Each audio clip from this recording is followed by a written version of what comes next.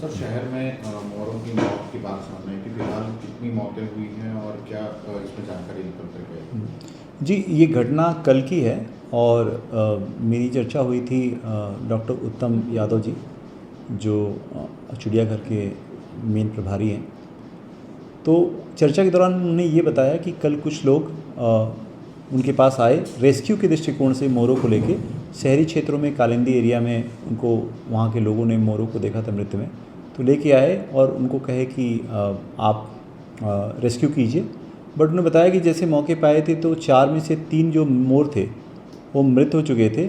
एक मोर मरणासन की स्थिति में था, उसको बचाने का प्रयास किया गया लेकिन अंततः उसकी भी डेथ हो गई। तो जो मृत्यु का मुख्य कारण देखा गया उसमें डॉक्टर साहब का कहना था कि जो अभी विगत 2 सप्ताह में जो टेम्परेचर में अचानक से बढ़ोतरी हुई है और उससे स्ट्रोक और डिहाइड्रेशन की स्थिति निर्मित हुई है, जैसा उन्होंने गेस किया, पोस्टमार्टम किया, प्रथम दृष्टया उनको ही लगा। इसके बाद उन्होंने कहा गया कि सैंपल को हम लोग फर्दर जांच के लिए भेजेंगे। ऐसा तो नहीं कोई पॉइजन या कोई और इंटरनल रीजन हो जो हम लोग प्रथम दृष्टया हम लोग दृष्टिगोचर नहीं हो पा रहा है, उसकी भी जांच की जाएगी। डॉक्टर साहब ने बताया कि इसको भी जांच करेंगे और हम लोग जो इसमें व्यवस्था कर सकते हैं, चूँकि जो फॉरेस्ट पॉइंट ऑफ व्यू से जो मैनेजमेंट की व्यवस्था होती है उसमें ये व्यवस्था की जाती है कि जब मार्च के लास्ट हफ्ता में मुख्यालय स्तर से और हमारे क्षेत्रीय स्तर से, डिवीजन स्तर से सभी अधीनस्थ कर्मचारियों को निर्देशित किया जाता है कि आप दूरस्थ जंगलों के आसपास जो भी जहाँ वन प्राणियों का रहवास है उस क्षेत्र में बृहद रूप से आप पेयजल की व्यवस्था करें। जो पुरानी झीरियाँ हैं, छोटी छोटी नाले नलिकाएँ हैं, छोटे छोटे पॉन्ड्स हैं जहाँ पानी रहता है, वहाँ गाद की सफाई करें ताकि पानी वहाँ सुव्यवस्थित रहे।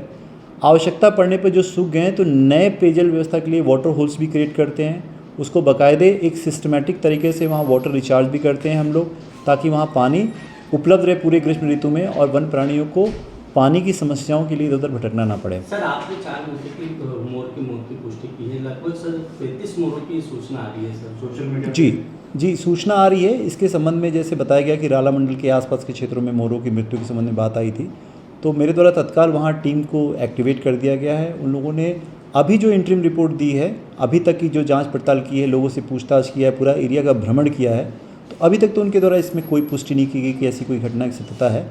लेकिन वो लगातार लगे हुए हैं, अगर ऐसी कोई घटना न्यूज़ आती है तो हम लोग प्रथम दृष्टया आपको भी अपडेट करेंगे और इसको एक बृहद रूप से यहाँ पे जिला प्रशासन से और दूसरे जो विभाग हैं, हमारे वेटनरी विभाग हैं, उनसे संपर्क करके कोई योजना बनाएंगे कि क्या कारण है, क्यों मृत्यु हो रही है।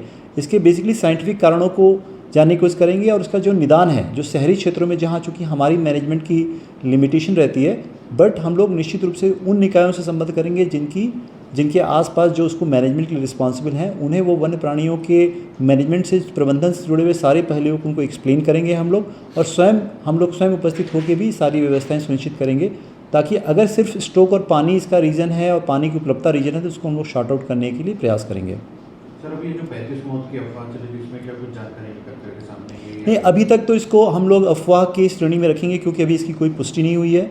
मैंने स्वयं अधीक्षक जो राला मंडल है उनसे बात किया है, स्पष्ट रूप से पूछा है, उन्होंने पुनः मेरे कहने पर अपने सारी टीम को तैनात कर दिया है। अगर ऐसी कोई भी मृत्यु की सूचना मिलती है तो हम लोगों को अर्लीस्ट आपको रिपोर्ट भी करेंगे।